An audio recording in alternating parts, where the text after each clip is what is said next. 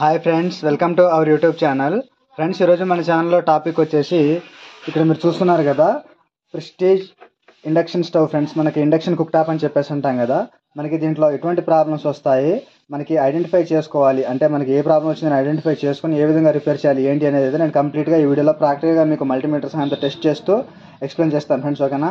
And ఇంకా మన ఛానల్ని సబ్స్క్రైబ్ చేసుకుంటూ చూసుకున్న వాళ్ళైతే సబ్స్క్రైబ్ చేసుకుని డైలీ అయితే ఫాలో అవుతూ ఉండండి, ఓకేనా. సో ఇక్కడ మీరు చూసుకున్నట్లయితే మనకి ఇక్కడ ప్రెస్టీజ్ కుక్ టాప్ ఫ్రెండ్స్, ఇది మనకి దీని మోడల్ నెంబర్ వచ్చేసి ఇక్కడ మీరు చూడొచ్చు. సో ఇక్కడ మీరు చూస్తున్నారు కదా, సో ఇది మనం దీన్ని ఓపెన్ చేసుకున్నట్లయితే మనకి బ్యాక్ సైడ్ ఏ విధంగా ఉంటుంది, లోపల ఎటువంటి పార్ట్స్ ఉంటాయి, అదేవిధంగా వాటి వర్కింగ్ అనేది ఏ విధంగా ఉంటుంది ఏంటి అనేది నేను మల్టీమీటర్తో మీకు అయితే టెస్ట్ చేసి చూపిస్తాను. సో ఒక్కొక్కటిగా అబ్జర్వ్ చేస్తూ ఉండండి ఫ్రెండ్స్. ఇక్కడ మీరు చూసుకున్నట్లయితే నేను కంప్లీట్గా పార్ట్స్ అనేది అయితే ఓపెన్ చేసి పెట్టుకోవడం జరిగింది, మీకు మంచిగా క్లారిటీగా కనిపించడానికి అయితే ఈ విధంగా నేను ఓపెన్ చేసుకోవడం జరిగింది. ఇందులో మీరు చూసుకున్నట్లయితే మనకి ఇక్కడ మీరు చూస్తున్నారు కదా, మనకి ఇది హీటింగ్ కాయిల్ ఫ్రెండ్స్. మనకి దీన్ని ఇక్కడ 2 సెన్సార్స్ అయితే రావడం జరిగింది. మనకి సెన్సార్స్ ఏంటి అని అంటే, మనకి పైన మనం నార్మల్గా మనం బౌల్స్ పెడతాం కదా, వాటికి సెన్స్ అవ్వడానికి, అంటే మనకి E0 ఎర్రర్ అనేది వస్తుంటుంది కదా, అంటే ఇందులో బోర్డులో ప్రాబ్లం ఉన్నా వస్తుంది, పైన మనకి ఎటువంటి వెయిట్ అనేది లేనప్పుడు కూడా వస్తుంది. బట్ మనకి అది సెన్స్ అవ్వాలి అంటే అక్కడ ఉందా లేదా అని సెన్స్ అవ్వడానికి అయితే మనకి సెన్సార్స్ అయితే రావడం జరిగింది. నెక్స్ట్ మనకి ఇది మెయిన్ సర్క్యూట్ బోర్డ్ ఫ్రెండ్స్. ఇక్కడ మీరు చూసుకున్నట్లయితే సో ఇక్కడ మనకి కంట్రోల్ ప్యానల్ ఉంటుంది కదా ఫ్రంట్కి, దానికి సంబంధించిన జాక్ అనేది నేను ఓపెన్ చేసుకున్నట్లయితే మీకు ఫ్రంట్ వ్యూ అయితే ఈ విధంగా అయితే ఉండడం జరుగుతుంది. అయితే మనకి ఇది కంప్లీట్గా డెడ్ కండిషన్లో అయితే ఉంది, ఓకేనా. మనకి ఆన్ కండిషన్లో అయితే లేదు. మరి ఏమై ఉంటుంది అనేది ఇప్పుడు నార్మల్గా మీకు ప్రాక్టికల్గా ఒకసారి టెస్ట్ చేసి చూపిస్తాను, అబ్జర్వ్ చేయండి. మనకి ఇందులో ఆల్మోస్ట్ అలా అన్ని రకాల ప్రాబ్లమ్స్ గురించి మీకు ఎక్స్ప్లెయిన్ చేస్తాను ఫ్రెండ్స్, ఓకేనా. సో నేను ఇక్కడ మల్టీమీటర్ని బజర్ రేంజ్లో అయితే సెట్ చేసుకోవడం జరుగుతుంది. ఇక్కడ మీరు చూస్తున్నారు కదా, ఇక్కడ బజర్ రేంజ్లో అయితే సెట్ చేసుకోవడం జరిగింది మల్టీమీటర్ని, ఓకేనా. మనకి ఇక్కడ 0 షో అవుతుంది రీడింగ్ అనేది. సో ముందు మనం మెయిన్ ఏసీ కార్డు కనెక్ట్ చేసిన దగ్గర మెయిన్ ఫ్యూజ్ ఉంటుంది కదా, ఈ ఫ్యూజ్ని అయితే టెస్ట్ చేద్దాం ఫ్రెండ్స్, మనకి కంటిన్యూటీ ఉందా లేదా అనేది. సో ఇక్కడ మీరు చూసుకున్నట్లయితే మనకి ఎటువంటి కంటిన్యూటీ అనేది రావట్లేదు, బట్ మనకి ఇక్కడికైతే కంటిన్యూటీ అనేది వస్తుంది, బట్ మనకి ఇక్కడ ఫ్యూజ్కి అయితే కంటిన్యూటీ అనేది రావట్లేదు. ఇక్కడ మీరు చూస్తున్నారు కదా, ఎటువంటి కంటిన్యూటీ అనేది రావట్లేదు. మరి ప్రాబ్లం ఏమై ఉంటుంది, ఒకసారి ఫ్యూజ్ అనేది రిప్లేస్ చేసే ముందు మనకి ఇందులో మెయిన్గా ఏంటి అని అంటే, మనకి ఇక్కడ హీట్ సింక్ చూస్తున్నారు కదా మీరు, ఈ హీట్ సింక్ కింద IGBT ఒకటి ఉంటుంది, మెయిన్ రెక్టిఫైర్ డయోడ్ ఒకటి ఉంటుంది, బ్రిడ్జ్ రెక్టిఫైర్ అంటాం కదా అదొకటి, ఇక్కడ కెపాసిటర్స్, ఓకేనా. వీటిలో ఏదైనా సరే షార్ట్ అయినప్పుడు మనకి ఇక్కడ ఆటోమేటిక్గా ఫ్యూజ్ అనేది కొట్టేస్తుంది.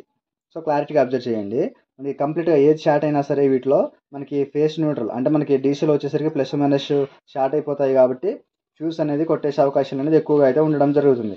ఒకసారి మనం ఈ హీట్ సింక్ దగ్గర ఈ స్క్రూస్ ఉన్నాయి కదా, ఈ స్క్రూస్ అనేది కంప్లీట్గా ఓపెన్ చేసి ఏ కాంపొనెంట్ షార్ట్ ఉన్నాయనేది ఒకసారి చెక్ చేద్దాం. ఒకవేళ షార్ట్ అనేది ఏమీ లేను అనుకున్నప్పుడు ఒకసారి ఫ్యూజ్ అనేది వేసేసి మళ్ళీ ఒకసారి టెస్ట్ చేసి చేసుకుందాం ఫ్రెండ్స్. బట్ మనకి ఫ్యూజ్ వేసి ఆన్ చేసినట్లయితే మళ్ళీ ఫ్యూజ్ అనేది ఎగిరిపోతుంది, అంటే కట్ అయిపోతుంది, ఓపెన్ అయిపోతుంది. కాబట్టి ఒకసారి ఓపెన్ చేసి రెక్టిఫైర్ డయోడ్ కానీ IGBT కానీ, ఇక్కడ మోస్ఫెట్, అదేవిధంగా ఇక్కడ ట్రాన్సిస్టర్స్, మళ్ళీ ఇక్కడ ఈ ఫిల్టర్స్, అంటే మనకి IGBT ట్రాన్సిస్టర్ ఉంటుంది, ఇక్కడ రెక్టిఫైర్ ఉంటుంది, ఫిల్టర్స్, ఏది షార్ట్ అయినా సరే మనకి ఇక్కడ చిన్న చిన్న ట్రాన్సిస్టర్స్ కంప్లీట్గా ఒకసారి చెక్ చేద్దాం ఫ్రెండ్స్ మనం, ఓకేనా. నేను దానికోసం ఇక్కడ వీటిని అయితే ఓపెన్ చేస్తాను ఇప్పుడు.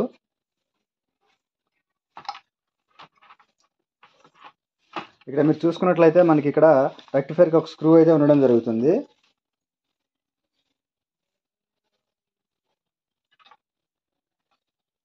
ఇక్కడ ఓపెన్ చేయడం జరిగింది.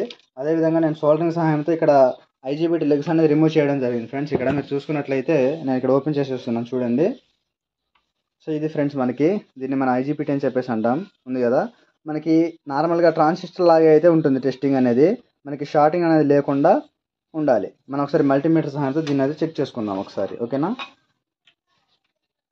సో ఇక్కడ మీరు చూసుకున్నట్లయితే నేను ఫస్ట్ లెగ్ దగ్గర నుంచి సెకండ్ లెగ్ అయితే చూస్తున్నాను. ఇక్కడ అబ్జర్వ్ చేయండి ఫ్రెండ్స్, మీరు క్లారిటీగా అబ్జర్వ్ చేయండి, కనిపిస్తుంది కదా ఇక్కడ ఫస్ట్ లెగ్ దగ్గర నుంచి. సో ఇక్కడ మీరు చూసుకున్నట్లయితే మనకి షార్టింగ్ అయితే వస్తుంది. నెక్స్ట్ థర్డ్ లెగ్ మనకి ఇది కంప్లీట్గా అయితే షార్ట్ అయితే అయిపోయింది. మనం ఏంటంటే ఇప్పుడు ఇది ఉంది కదా, దీని ఇక్కడ లెగ్స్ అనేది కనెక్ట్ చేసేసిన తర్వాత ఆన్ చేసుకున్నట్లయితే మళ్ళీ ఫ్యూజ్ అనేది కొట్టేస్తుంది. ఎందుకు అని అంటే మనకి ఇక్కడ షార్టింగ్ అనేది ఉంది కాబట్టి. దీంతో పాటుగా మనకి ఇక్కడ రెక్టిఫైర్ డయోడ్ కూడా ఉంటుంది. ఇక్కడ మీరు చూసుకున్నట్లయితే ఇక్కడ చూస్తున్నారు కదా, మనకి పైన థర్మల్ పేస్ట్ అప్లై అయింది. సో దీన్ని ఒకసారి మనం టెస్ట్ చేసుకుందాం మల్టీమీటర్తో. సేమ్ అదే బజర్ రేంజ్లో అయితే ఉంచేసి, మనకి డయోడ్ అంటే వన్ సైడ్ ఉంటుంది కదా ఫ్లో అనేది, సో ఒకసారి దాన్ని చెక్ చేసుకుందాం మనం. సో ఇక్కడ మనకి ఎటువంటి ఫ్లోయింగ్ అనేది లేదు. సో ఒకసారి మళ్ళీ ఇటు నుంచి చెక్ చేసుకుందాం ఫ్రెండ్స్. సో ఇక్కడ మీరు చూసుకున్నట్లయితే మనకి వాల్యూ అనేది వస్తుంది సింగిల్ సైడ్, ఓకేనా. అంటే మనకి డయోడ్ అనేది షార్టింగ్ అనేది లేదు, ఓకే ఉంది ఇక్కడ రెక్టిఫైర్ అనేది. ఐజీబీటీ అనేది షార్ట్ అవ్వడం జరిగింది. నెక్స్ట్ ఇక్కడ మనకి కెపాసిటర్స్ ఉన్నాయి కదా, ఇక్కడ రెండు ఇక్కడ మీరు చూస్తున్నారు కదా, వీటిని కూడా ఒకసారి టెస్ట్ చేసుకుందాం ఫ్రెండ్స్. సో ఇక్కడ చూసుకుంటే మనకి ఇక్కడ కూడా ఎటువంటి షార్టింగ్ అనేది లేదు. అదేవిధంగా మనకి ఇక్కడ ఇంకొకటి ఉంటుంది కదా, సో దాన్ని కూడా ఒకసారి నేను టెస్ట్ చేసి చూపిస్తాను మీకు ప్రాక్టికల్గా. ఇక్కడ అబ్జర్వ్ చేయండి మీరు. సో మనకి ఇక్కడ కూడా ఎటువంటి షార్టింగ్ అనేది లేదు. ఓకేనా. మనకి ఇంకా చిన్న చిన్న ట్రాన్సిస్టర్స్ అదేవిధంగా ఇక్కడ ఉన్నాయి కదా, నార్మల్గా మీకు ఒక చెక్ చేసి చూపిస్తాను. మనకి ఎక్కువ ప్రాబ్లమ్స్ అయితే ఇక్కడ అయితే రాదు ఫ్రెండ్స్, అంటే ఎక్కువగా. ఓకేనా. మనకి చాలా బోర్డు అంతా బర్న్ అయిపోయే సిచ్యువేషన్ ఉంటే తప్ప మనకి ఇక్కడ ఎటువంటి ప్రాబ్లం అనేది రాదు. బట్ ఇక్కడ మనకి పర్ఫెక్ట్గా రీడింగ్ అనేది షో అవుతుంది, అంటే ఎటువంటి షార్టింగ్ అనేది లేదు.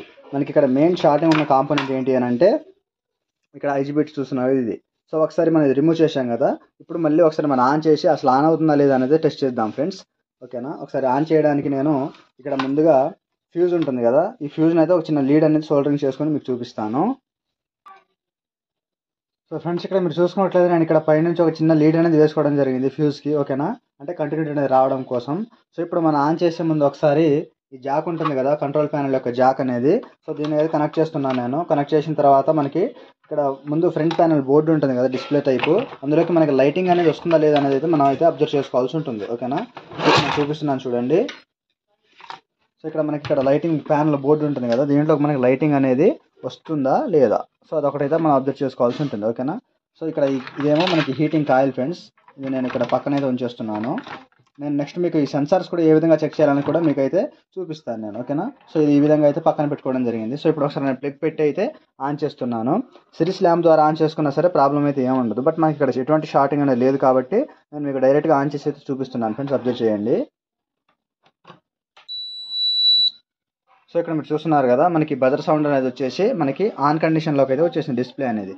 అంటే మనకి ఇక్కడ మైనస్లో ఆ విధంగా చూపిస్తున్నది కదా, మనకి ఇక్కడ ఆన్ ఆఫ్ అనేది ఉంటుంది ఒక బటన్ అనేది, దాన్ని టచ్ చేసుకున్నట్లయితే మనకి ఈ విధంగా అయితే వస్తుంది. అంటే మనకి ఇక్కడ కోడ్ ఏంటి అని అంటే మనకి పైన అంటే మనకి ఇక్కడ హీటింగ్ ఈ ప్లేస్ ఉంటుంది కదా, ఇక్కడ మనకి ఎటువంటి బౌల్ అనేది లేదు దాని మీద అని చెప్పేసి అర్థం. ఓకేనా. ఒకవేళ మనకి అది పెట్టిన తర్వాత అయితే మనకైతే ఓకే అయిపోతుంది, అంటే మనకి మెయిన్ ఆన్ కండిషన్లోకి అయితే వచ్చేసింది, ప్రాబ్లం అనేది సాల్వ్ అయింది ఇక్కడ. బట్ మనకి ఐజీబీటీ అనేది ఉన్నట్లయితే మనకి షార్టింగ్లో ఉండడం వల్ల మళ్ళీ ఫ్యూజ్ అనేది కొట్టేస్తుంది. ఓకేనా. ఇప్పుడు నేను దీని గురించి ఒకసారి ఆఫ్ చేసి మళ్ళీ చెప్తాను ఫ్రెండ్స్ మీకు. నేను ఇక్కడ ఆఫ్ చేసుకోవడం జరిగింది, అంటే మనకి ఐజీబీటీ తప్ప ఇంక వేరే ఏమైనా ప్రాబ్లమ్స్ ఉన్నాయని చెప్పేసి ఫైండ్ అవుట్ చేసుకోవడానికి అయితే నేనైతే ఈ ప్రాసెస్ అనేది చేయడం జరిగింది. బట్ మనకి ఇక్కడ ఎటువంటి ప్రాబ్లం అనేది లేదు, పర్ఫెక్ట్గా ఆన్ కండిషన్లోకి అయితే వచ్చేసింది. నెక్స్ట్ ఇప్పుడు ఇంకొకటి ఏంటి అని అంటే మనకి ఈ సెన్సార్స్ అనేది వర్క్ అవుతాయా లేదా అదొకటి చూసుకోవాలి మనం.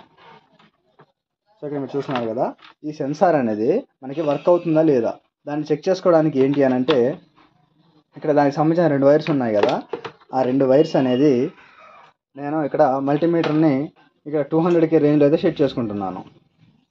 ఓకేనా. 200K రేంజ్లో సెట్ చేసుకున్న తర్వాత మీరు జాగ్రత్తగా అబ్జర్వ్ చేయండి ఫ్రెండ్స్. ఈ 2 లీడ్స్ని ఈ సెన్సార్ యొక్క వైర్స్కి అనేది కనెక్ట్ చేసుకుంటున్నాను.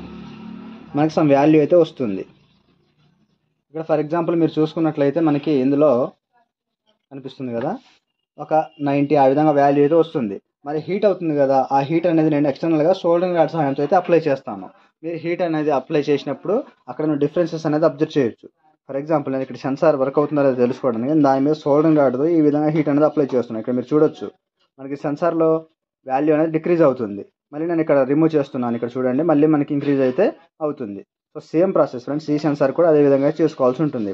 మనం ఈ విధంగా హీట్ అనేది అప్లై చేసినప్పుడు వాల్యూ అనేది డిక్రీజ్ అవుతుంది, తర్వాత ఇంక్రీజ్ అవుతుంది. ఒకవేళ మనకి ఇక్కడ ఎటువంటి రెస్పాన్స్ అనేది లేనట్లయితే ఈ సెన్సార్ అనేది ప్రాబ్లం ఉందని చెప్పేసి మనం అర్థం చేసుకొని చేంజ్ చేసుకున్నట్లయితే ఆ ప్రాబ్లం కూడా సాల్వ్ అయిపోతుంది. ఓకేనా. సో నెక్స్ట్ ఇంకొకటి ఏంటి అని అంటే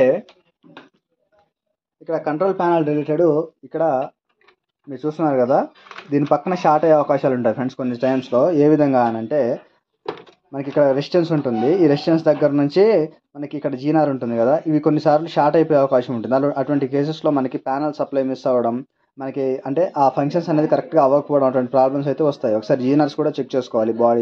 బోర్డులో ఉన్న కంప్లీట్ జీనార్స్ అనేది చెక్ చేసుకున్నట్లయితే మనకి ఎక్కడ షార్ట్ ఉన్నా సరే ఆ జీనార్ వాల్యూ అంటే అది ఎంత వోల్ట్ దగ్గర అయితే ఉంటుందో ఆ వోల్ట్ జీనార్ అనేది చెక్ చేసుకున్నట్లయితే సరిపోతుంది. నెక్స్ట్ మనకి ఇక్కడ ఫ్యాన్ అంటే నార్మల్గా దానికి వోల్టేజ్ ఇస్తే తిరుగుతూ ఉంటుంది. బట్ మనకి ఫంక్షన్ అనేది ఏ విధంగా ఉంటుంది అనేది అయితే ఒకసారి చెప్తాను, మీరు ఇక్కడ అబ్జర్వ్ చేయండి.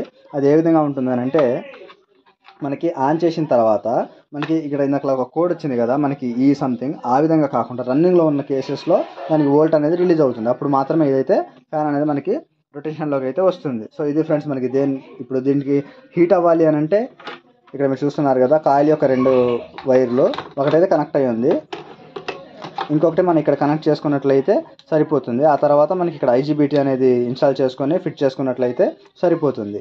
అయితే మనకి హీట్ సింక్ ఇవ్వడానికి మెయిన్ రీజన్ ఏంటంటే హీటింగ్ అనేది ఎక్కువగా అవుతూ ఉంటాయి కదా బ్రిడ్జ్ రెక్టిఫైర్ అండ్ IGBT అని, దానికోసం అయితే హీట్ సింక్ అనేది ఇవ్వడం జరిగింది. సో ఇది ఫ్రెండ్స్ కంప్లీట్గా దీని వర్కింగ్ అండ్ వచ్చే basic problems and repair purpose అనేది. ఇంకా మీకు దీని రిలేటెడ్ ఏదైనా డౌట్స్ ఉన్నట్లయితే మీరు కామెంట్ సెక్షన్లో అయితే అడగొచ్చు, ఓకేనా. సో వీడియో నచ్చినట్లయితే లైక్ చేసి సపోర్ట్ చేస్తూ ఉండండి friends. Thank you for watching.